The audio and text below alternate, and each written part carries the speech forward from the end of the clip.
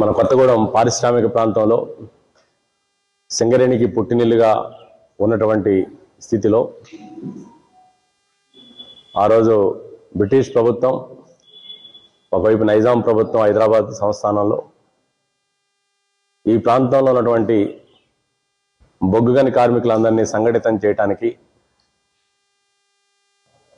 పూనుకున్నటువంటి ఒక ఆదర్శ విప్లవ యోధుడు అమరజీవి పరసా సత్యనారాయణ గారి శత జయంతిని పురస్కరించుకొని ఈ ప్రెస్ మీట్ జరుగుతుంది. ఆయన 1923లో జన్మించారు. 2024 సంవత్సరం రేపు జూన్ 2వ తారీఖు ఆయన శత జయంతి ఉత్సవాల్ని కొత్తగూడెంలోనే ముగించాలని CIT తెలంగాణ రాష్ట్ర కమిటీ నిర్ణయించింది. 92 సంవత్సరాల్లో 7 దశాబ్దాలకు పైగా ఆయన కార్మికోద్యమంలో ఉన్నారు. ఒక చిన్న గుమస్తా ఉద్యోగం హెడ్ ఆఫీస్లో కొత్తగూడెంలో చేరారు. కొద్ది కాలానికే కార్మికుల యొక్క సమస్యలను అధ్యయనం చేసి ఆ రోజు అనేక రాష్ట్రాల నుంచి వచ్చినటువంటి కాంట్రాక్ట్ కార్మికుల యొక్క జీవితాలన్నిటిని కూడా తొంగి చూసి వారిని ఆర్గనైజ్ చేయాలంటే ఒక బలమైనటువంటి కార్మికోద్యమం బొగ్గని ప్రాంతాల్లో ఉండాలని, అలా ఉండాలంటే ఆ రోజున్న ఆటంకం బ్రిటిష్ ప్రభుత్వం, ఆ రోజున్న ప్రభుత్వం నిజాం ప్రభుత్వం. ఈ నేపథ్యంలో వీటిని ప్రతిఘటిస్తూ కార్మికోద్యమాన్ని నిర్మించడం అంటే సాహసోపేతమైనటువంటి చర్య.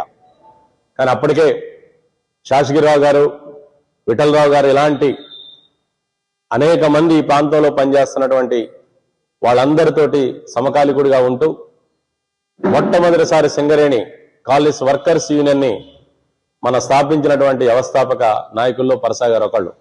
కానీ 91వ సంవత్సరం నుంచి ఈ 32 సంవత్సరాలు 33 సంవత్సరాలు మన దేశంలో అమలవుతున్నటువంటి విధానాలు ఏవైతే ఉన్నాయో, ఆర్థిక విధానాలు, ఈ ఆర్థిక విధానాల యొక్క ఫలితంగానే ఈరోజు ప్రజలు ఎదుర్కొంటున్న సమస్యలు. దేశంలో ఏ పార్టీ అధికారంలో ఉంది, కేంద్రంలో ఎవరున్నారు, ఒక ముఖ్యమైన అంశమే. కానీ గడిచినటువంటి ఈ 30 ఏళ్ళు, ముఖ్యంగా 2014 నుంచి RSS నాయకత్వంలో BJP అధికారంలోకి వచ్చాక మన దేశం విధ్వంసం అవుతుంది. నేను దేశమే విధ్వంసం అవుతుందని ఎందుకంటున్నానంటే, ఇండస్ట్రీ విధ్వంసం మనం చూస్తాం, అగ్రికల్చర్ వ్యవసాయ రంగం సంక్షోభంలో ఉండటం చూడటం, దీంతో పాటు మన రాజ్యాంగం సంక్షోభంలోకి దిక్కుంది. రాజ్యాంగానికి సంబంధించినటువంటి 4 పునాదులు ఉన్నాయి. అందులో ముఖ్యంగా ఒకటి నెంబర్ 1 ప్రజాస్వామ్యం, నెంబర్ 2 ఫెడరలిజం, నెంబర్ 3 లౌకిక తత్వం, నెంబర్ 4 సామాజిక న్యాయం. ఈ 4 BJP కాలంలో ధ్వంసం అవుతున్నాయి. ప్రజాస్వామ్యం అంటే కేంద్రంలో మెజార్టీ ఉంది కాబట్టి మేము ఏదైనా చేస్తాం, ఎవరితో మాట్లాడం. ఒక చిన్న ఎగ్జాంపుల్ ఏంటంటే, మన దేశంలో పార్లమెంట్లో కేంద్రంలో ఎవరు అధికారంలో ఉన్నా లోక్సభ, రాజ్యసభ అనేవి 2 ఉన్నాయి. లోక్సభలో ఏదైనా బిల్లు పెడితే ప్రతిపక్షాలు కనుక దానికి అభ్యంతరం వ్యక్తం చేస్తే ముందు దాన్ని ఇమీడియట్ గా పార్లమెంటరీ స్టాండింగ్ కమిటీకి పంపుతారు. అంటే ఒకసారి దాన్ని స్టడీ చేసి మళ్ళీ రాండి అని. ఆ పార్లమెంటరీ స్టాండింగ్ కమిటీలో అన్ని పార్టీల ప్రతినిధులు ఉంటారు. అంటే మెజార్టీ ఉన్న వాళ్ళు ఉంటారు, 15-20 పార్టీల ప్రతినిధులు ఉంటారు. వాళ్ళందరూ చర్చించిన తర్వాత మళ్ళీ కొన్ని సవరణలతో వస్తే దానికి ఆ పరిపక్వత వస్తుంది ఆ చట్టానికి. కానీ BJP అధికారంలోకి వచ్చిన తర్వాత 303 వాళ్ళకు ఉన్నాయి, 370 ఇంకా మిత్రులతో కలుపుకొని ఉన్నాయి. కాబట్టి ఏ ఒక్క బిల్లును కూడా చట్టం చేయడానికంటే ముందు పార్లమెంటరీ స్టాండింగ్ కమిటీకి పంపాలనే దాన్ని తొంగలో దొక్కింది. ఇది నెంబర్ 1. నెంబర్ 2 ఏంటంటే, ఒక్కొక్కసారి లోక్సభ ఆమోదించిన రాజ్యసభ అంటే పెద్దల సభ, అక్కడ దానికి ఇంకొద్ది స్టడీ చేసిన మేధావులు ఉంటారు, అందుకని దాన్ని అప్పుడు రిఫర్ చేయొచ్చు.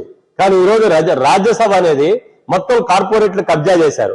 50 కోట్లు 100 కోట్లు కొనుక్కొని రాజ్యసభలో కూర్చుంటున్నారు. అందుకని రాజ్యసభ ప్రాధాన్యత తగ్గిపోయింది.